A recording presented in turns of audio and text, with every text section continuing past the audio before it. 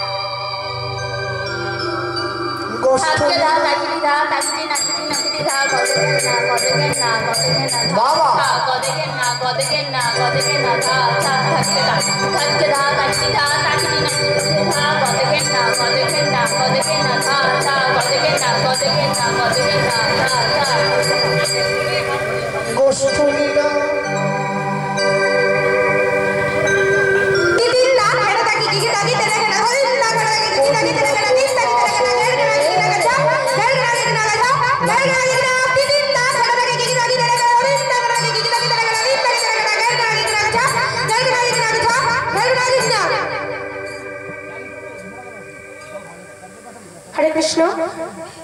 जय राधे जय राधे আমার নাম তৃষা মণ্ডল আমার গুরুদেবের নাম প্রশান্ত মণ্ডল আমি বাজনা সম্পর্কে কিছুই জানি না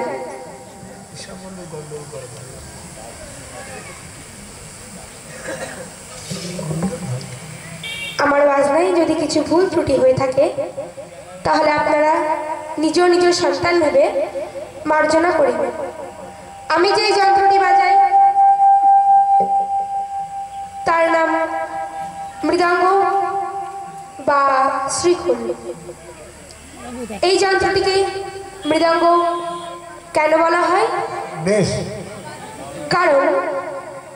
এই যন্ত্রটির সর্ব অঙ্গ মাটি দিয়ে তৈরি তাই এই যন্ত্রটিকে মৃদঙ্গ বলা হয় আর শ্রীখোল কেন বলা হয় পাপের বোঝাকে খুলবার জন্য এই যন্ত্রটি সৃষ্টি তাই এই যন্ত্রটিকে শ্রীখোল বলা হয় এই মৃদঙ্গ বা শ্রীখোল কোথা থেকে সৃষ্টি হয়েছিল এই মৃদঙ্গ বা শ্রীখোল সৃষ্টি হয়েছিল যখন শ্রী গোবিন্দ আমার দাপর লীলা সমাপ্ত করে কলিযুগে আসবেন এমন সময় বৃন্দাবনের কাক পক্ষী ময়ূর ময়ূরী কপত কপতি প্রভুর কাছে এসে বলল প্রভু আপনি যে চলে যাচ্ছেন তবে আমাদের কি হবে আপনাকে ছাড়া তো আমরা থাকতে পারবো না তখন প্রভু কাক পক্ষী ময়ূর ময়ূরী কপত কপতিকে উদ্দেশ্য করে বলল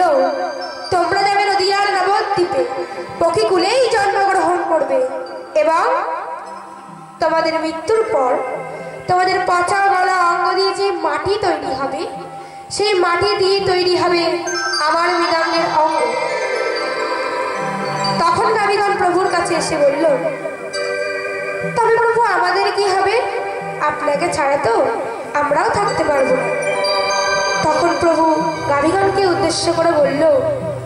তোমরাও যাবে নদিয়ার নবদ্বীপে গাভীকুলেই জন্মগ্রহণ করবে এবং তোমাদের মৃত্যুর পর তোমাদের চামড়া দিয়ে আমার মৃদঙ্গের ছাউনি তৈরি হবে সেই দিন থেকে এই এই মৃদঙ্গ বা শ্রীকুলের সৃষ্টি হয়েছিল। আর কি বলছেন?